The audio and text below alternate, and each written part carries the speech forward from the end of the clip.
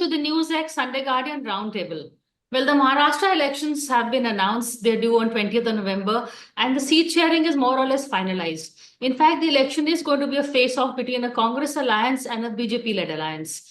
The Congress-led alliance, the Maharashtra Mahavikas Aghadi, has more or less finalized the seats, with each party getting 85 seats. That is Uddhav Thackeray, Sharad Pawar's party, and of course the Congress. Here, there is a bit of a crunch because the Congress was expecting to get more, but I think post the Haryana elections, they've agreed to settle for less. In fact, the Haryana elections have given the allies a stronger bargaining power against the Congress, which brings me to this question.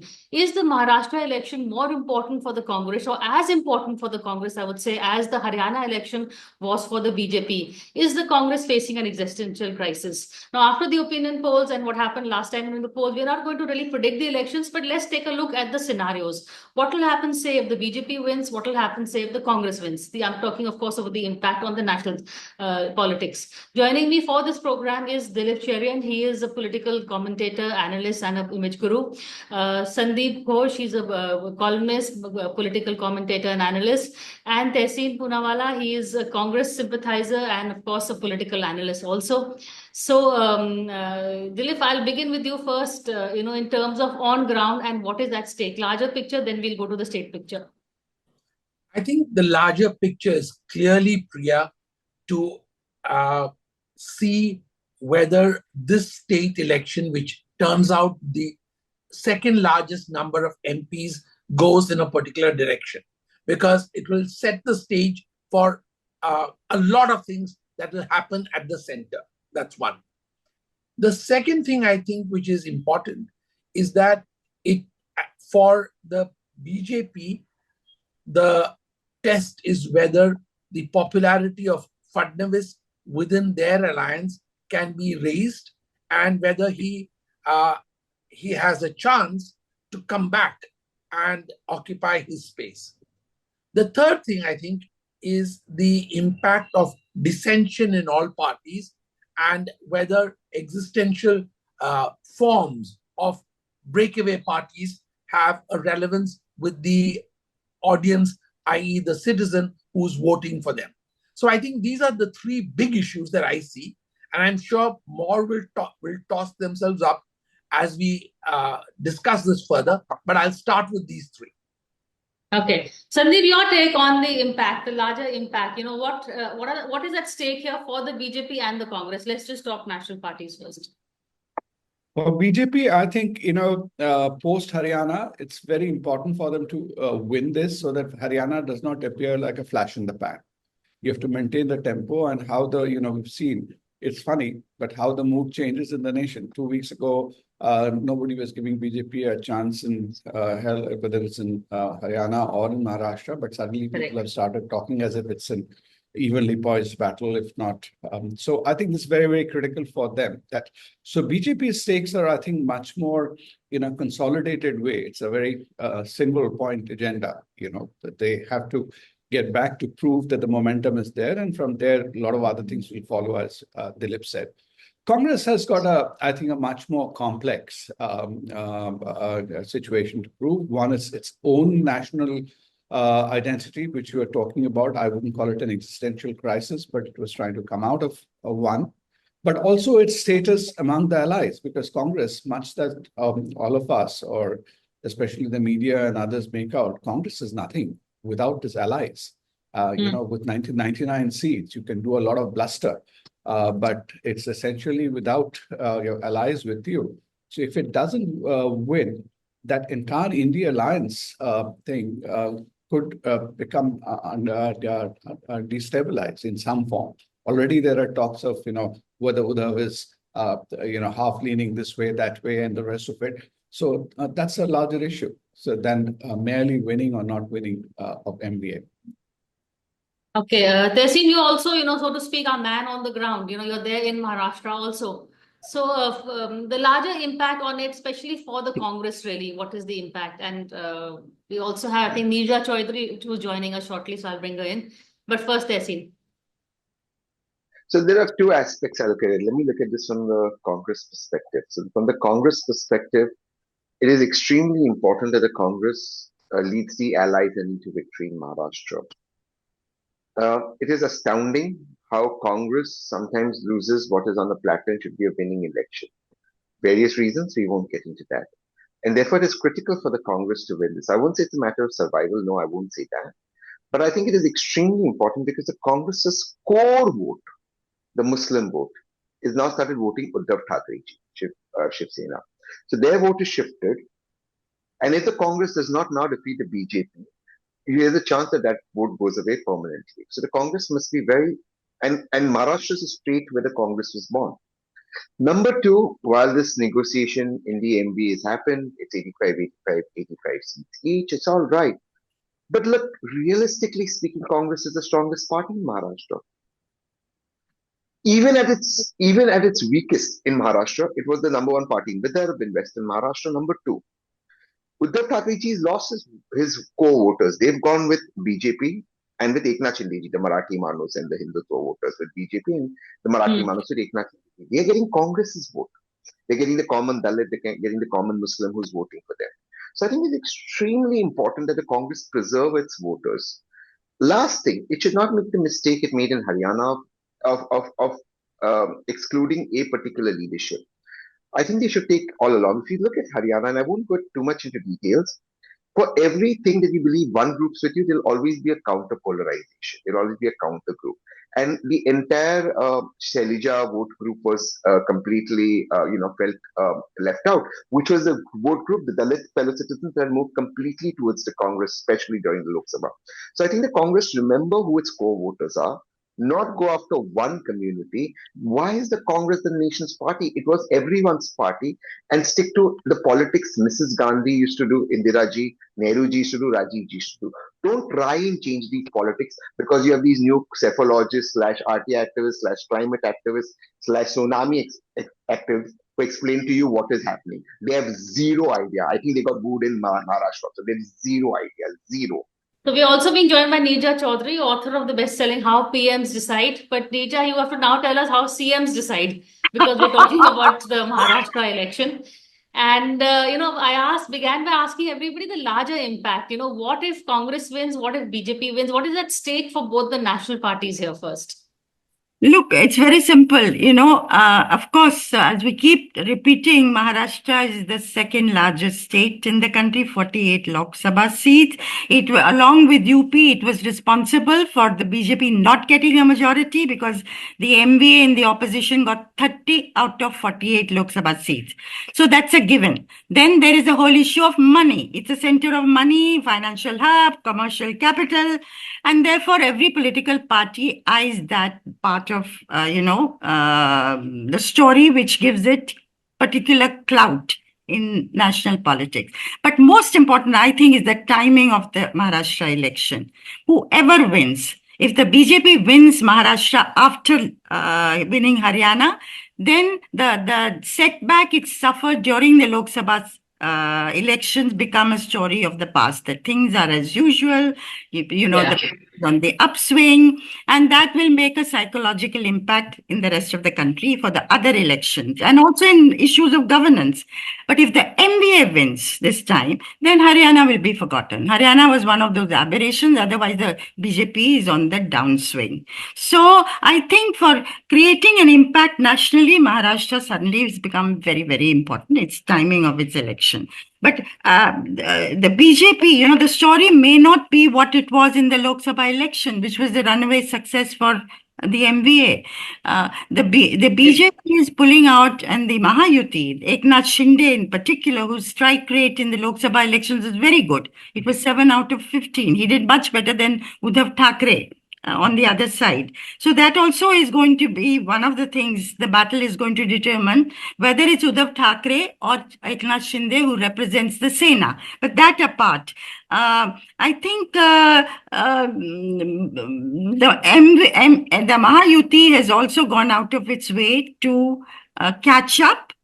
And one of the things it's done is to open the box for the social welfare schemes. In one of the last meetings before the notification of election, they made 36 decisions, and it was doles out for this community and for this community that.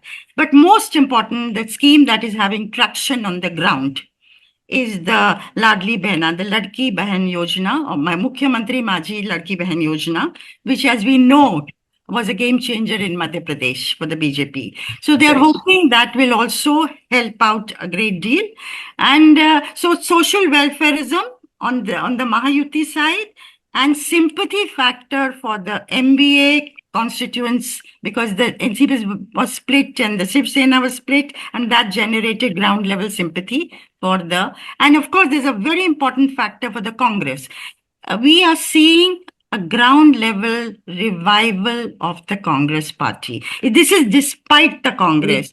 Preparedness of no preparation. People want a counter to the BJP, and therefore the Dalits and the Muslims in particular looked at the Maha Vikas Aghadi favorably, and it's been a good alliance, but it's run into serious trouble on the issue of distribution of seats. Let's see how they sort this out in the coming hours. Yeah, we're going to be watching that space, but interesting points Dilip made. The fact that the welfare schemes again are back in play.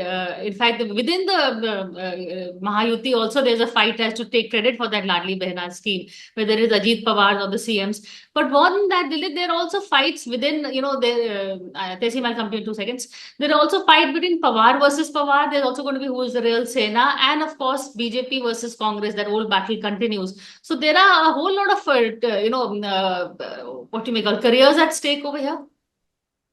Careers at stake and parties' existences at stake. I will not be surprised if, depending on how the cards finally play out, and everybody else on the panel is a bigger expert on this, but I will not be surprised if you can also expect some party mergers post the cards being played out. Don't be, one can see that also in the works. So who will merge with who? What will the objective be? The objective will be survival of leaders. So as you said, the schemes are a great driver of votes. That's going to happen. But I think scheme for scheme, the next round of economic existence for the poor and the underprivileged will depend on the next bunch of people who govern them to a great extent. Some of the schemes, of course, are centrally pushed, so those will continue unless you get a particularly maladroit governance structure in place. So I would say watch for what happens post the results, because that's when the existential crisis of the leaders will show up, and they will take immediate action because they cannot survive otherwise without being in power. Existential crisis, Sandip. Is this also one reason why the BJP hasn't yet announced its party president? We thought after Haryana elections, Modi and Shah had the upper hand over the RSS, and they would come up with a name that pleases these two. But that seems to be on hold, maybe till after Diwali, or will they wait till after Maharashtra to see whether Haryana was an aberration or not? There is a lot of churn within the BJP also. So, I don't think it's a question of existential crisis. That will be, I think, taking a very extreme point of view. BJP, or for that matter, Mr. Modi, on all the fronts that you said, he is kind of taking his time to put the pieces in place. So whether it's in foreign policy, whether you see in domestically and other things, so it's now they're gradually bringing the pieces in place, and they'll do that at a time. And obviously, various considerations will come in as to how far RSS is accommodated, or how far Mr. Modi gets his say, or what's the kind of compromise struck, etc. So I don't think that is what I'll relate there. But talking to what, taking off from where Dilip was saying, I said this on a show yesterday. I think this existential crisis is very much true for MBA for the individual components. Sharad Pawar, for him, or everything, for all he might say, this is his last big election. And for him, what is at stake is to install his daughter unquestionably on the saddle. And for that, he needs also numbers of seats over there. Interestingly, or like what Tehseen was mentioning, while Uddhav Thackeray probably has a greater, top of mind equity and a profile as a Marathi leader. In terms of sheer numbers of seats, as he's saying, Shiv Sena may not be poised in the same way as Congress, but the reverse is true. Congress may be having more seats or organization on the ground, especially away from the Shiv Sena's core constituencies, which are closer to Bombay and Konkan, etc. But I don't think Nana Patole can really compare in terms of stature or profile with that of with Uddhav or a Sharad Pawar. So there are these tangibles and intangibles both together. And as Dilip was saying, if Uddhav Thackeray or MBA doesn't win, then it becomes an existential crisis even for him. So that's where we might see further alignments. As far as BJP is concerned, I think they have now got their focus right. They had two issues essentially. One issue was that internal party dissensions due to all these imports, etc., which had happened. I think there they have deferred to the RSS. RSS is fully on the ground, and they put organizational men like Bhupendra Yadav and Ashwini Vaishnav, and also they are trying to sort out their own internal those contradictions out there. Fadnavis, from whatever I know, he has got a very high political equity.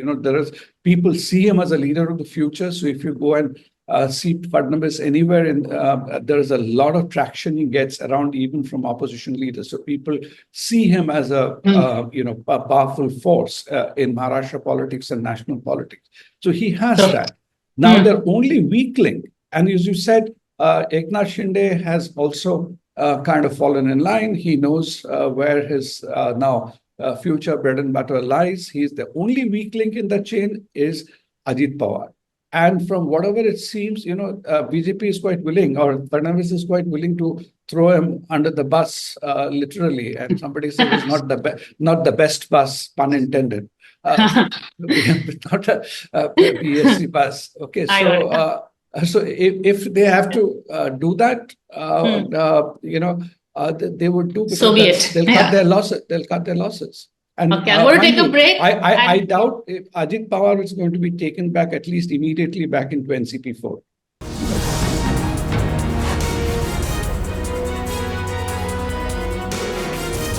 Hello and welcome back to the Roundtable. We are taking a look at what's at stake in Maharashtra. Tehseen, I know you wanted to come in earlier, all that, and also in terms of, I think Sandip spoke about the organizational men that the BJP has. Look at who the Congress have. You've got Ashok Gehlot, Adhir Ranjan, and I think Charandas Channi. I mean, that's your observers, and I don't know what role they're going to be playing. They didn't play a great role in Haryana anyway. So let me take each thing at a step. I don't think the BJP is completely on an existential crisis. I don't think the BJP is even going completely down. After Haryana, they got a boost. The thing about the BJP is they know how to win losing elections. The opposition knows how to lose winning elections. It's almost like the cricket team of the 90s, where you were in a match to win and you would lose from a winning position. And, the Australian team of the 90s would win from a losing position. So that is the first part about it. Second, to the organizational people looking after the Congress, well, the Congress has to reflect upon that. The same people who are responsible for making the party zero in Delhi, destroying the party in Punjab, were responsible in Haryana. They're the same people who are doing Atma Chintan. They're the same people who distribute the tickets. They're the same people who can't win their own Rajya Sabha seat. So you have to figure out what is their role. Now let's come to the larger. Let's stick to Maharashtra. I agree with Sandeep on one or two things. Ajit Pawar is a liability. He's a complete liability. There is visible anger amongst the core BJP workers for Ajit Pawar. The reason, and I keep explaining this to a lot of Congress leaders, see, the Congress's old Maharashtra vote was obviously the Muslims, the Dalits, some OBCs, and they were Brahmins. The Brahmins would always vote for Congress earlier on. Why have the Brahmins shifted towards BJP? One is Devendra Fadnavis ji and Gadkari and the RSS. The second is the Congress's dependence on one set of group leaders in the organization. Now, one of the reasons there was anger was Ajit Pawar and his kind of politics, his brand of politics. Now with Ajit Pawar with the BJP, they will be very upset about it. So it is a good, and Devendra Fadnavis ji being sidelined. It's a good chance of the Brahmins voters coming back to the Congress if the Congress can capitalize. Therefore, I tell the Congress, don't make the same mistake you made in Haryana running after one group. The Congress's votes were always the others. Stick to that. That's point number one. In that context, Nana Patoli becomes very important. It's not just Nana Patoli, it's Vijay Vaditivar. If you're looking at Maratha, you have Bala Saib Thorat and Prithviraj Chauhan. Prithviraj Chauhan has heft. But look, again, it's not a question of what is the heft of a chief minister. This word heft of a chief minister is very vague. And I'm sorry, Sandeep, I really like you, but it's a very vague term. If I'm chief minister and my police is accompanying my MLAs to another state, am I a hefty chief minister? And I don't know. If I'm resigning Not on chief Facebook, minister. I'm not making it. Ah. No, I'm not saying chief minister. I was talking leader. Just a leader, not as a chief minister. Well, the leader. Well, then the leader pan Maharashtra. What is how's Uddhavji a pan Maharashtra leader? He again. I say a leader should know what's happening 24/7. A leader doesn't resign on Facebook. So these are perceptual things. I agree. The elite and the creme de la creme of Mumbai, the champagne and cheese party, they love Uddhavji. I love it. And that's what I'm saying. This was liberal vote, the Muslim vote has gone to the Shiv Sena. The Shiv Sena 15 years ago was beating up couples on Marine Drive. Today they are the liberal party. So look, the Congress has to also stop pause. Again, I want the Congress to win. I come from a place of passion. Look, Correct. are you going to transfer your vote again to another regional party? Because the problem with the Congress, unlike the BJP, is the rise of a regional party leads to the end of the Congress. And the rise of the BJP. So it's a paradox. And yet what Sandeep said in the beginning is right. For the Congress to win, the regional parties are slightly important. So it has to strike that balance. One last Okay, quickly, I have to get Neerja also. one last thing. I think the one major problem the MDA will have, and it has to correct itself, and I hope Aditya does that. I reached out to him, is ask Sanjay Raut to keep quiet.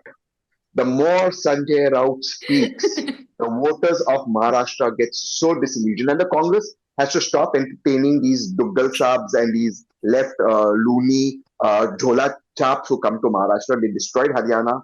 Please stop taking advice from them and stop and ask Sanjay Rautji for 2 months to keep quiet. Just 2 months. It is a different performance. No prizes in guessing who the left-leaning Jholawala is. But Neerja, this is also an era where elections are won on a canvas on a presidential note.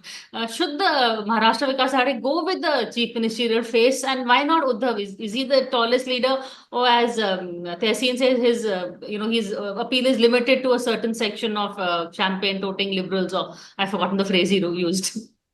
I think other partners in the MVA have felt that let's wait till the elections are over. The formula has been whoever gets the largest number of seats should have the claim to chief ministership. It could be Uddhav Thackeray. I'm told that Uddhav Thackeray raised this matter with Rahul Gandhi when he met him. And Rahul is supposed to have assured him, we can't declare you publicly, but we will, of course, that we will make you CM.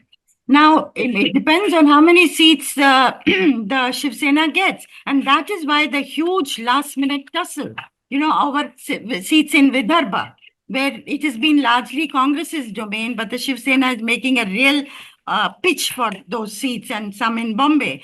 Now, if both parties are saying give us more than 100. As far as NCP is concerned, it was not, wrangling for seats, but it ended up getting 85 in the new formula that was announced yesterday. 85, 85, 85, and the remaining 33 are going to be decided in the coming hours. And 18 of those will be given to smaller parties which are allies of this MEA. So I think the Congress's militancy and aggression after the Lok Sabha elections, and that does not seem to have been tempered in Maharashtra vis-a-vis its bargaining pitch, which many people thought, it'll be down and out and other allies will be able to bargain harder because of its defeat in Haryana. But that doesn't seem to have happened. So I think they will work out, some kind of an arrangement. The stakes are very, very high for all parties. But as far as the CM-ship goes, who knows, it could be Uddhav, it could be somebody in the Congress, it could be Supriya Sule as a consensus dark horse. And NCP has got 85 seats, and Sharad Pawar's strike rate was very, very high last time. 8 out of 10 he won, and he's likely to repeat that performance given given his homework constituency wise, and he's an old veteran. He knows what. Yes. What? Also, let us not forget that suppose it's a hung assembly. Suppose the BJP doesn't want to make Eknath Shinde the chief minister. What does Eknath Shinde do? Can he move to the other side? I mean, you're looking at very, very, very, very, very hypothetical kind of mature scenarios which the party people are going to react to very strongly. But you cannot, or look at, is there a possibility of Sharad Pawar's NCP joining the Congress? Merging? That's one way of making Supriya still the CM. I was just going to suggest that. After Sharad Pawar had told me during the course of the Lok Sabha election, so I can say this, that in the next 1 year, regional parties are going to increasingly associate themselves with the Congress, and some of them will merge. There you are. So we don't know. It will become an open scene of who will go with whom, but certainly the Congress and the BJP will not join hands. So far, but many in the Congress could leave. Tehseen, quick last word. We're totally out, but you wanted to comment? Yeah, hearing Neerja, and I have a lot of respect for her. I feel very bad about the Congress. Look at the BJP. It thinks about the next 10 years, 15 years, right? So it's thinking of an organization. It thinks about how it survives in the next 15 years. The Congress, from being the country's dominant party, is now reduced to winning. Maybe we'll win a state election. Maybe we'll compromise with this. There is no organizational survival for the next 10 years, 15. And in fact, and again, that's a paradox, because the more you don't think it, the more you'll win small elections or temporary elections, but the more you actually get weaker organizationally. The Congress now needs to get out of this and now start thinking once again, look, the people of India, the people of Maharashtra like us, let us think organizationally. That is not happening. Just one thing. So we'll have another conversation on the Congress, but you want to make a specific Maharashtra point to be totally out. Yeah. Supriya ji CM, Rohit Pawar, BCCI in charge for Maharashtra, Ajit Pawar, leader of opposition. But everything is one family only. So when will others get a chance? I don't get this. Sometimes as an analyst, I get surprised. How is this okay? There is a member of the Congress party, and only one family gets everything. On that note, we will end the... Priya, that's happening with every family. The Gandhis, if Priyanka Gandhi Vadra wins in Wayanad, there'll be 3 Gandhis in parliament. Exactly. That's why, Tehseen, I don't think you can argue. It's happening all over. We are not able to stop that process. On that note, yes. It's a desirable thing. I keep saying this. If it continues, our parliamentary democracy is going to be limited to 500 families. That's not a desirable thing. It's already limited but it's a very complex thing at the moment. Well, on that note, Tehseen, you'll agree with Narendra Modi. He also keeps saying the same thing. But then the BJP also has all the families from the Congress. On that note, thank you all so much for this conversation. Thank you. Thank you very much.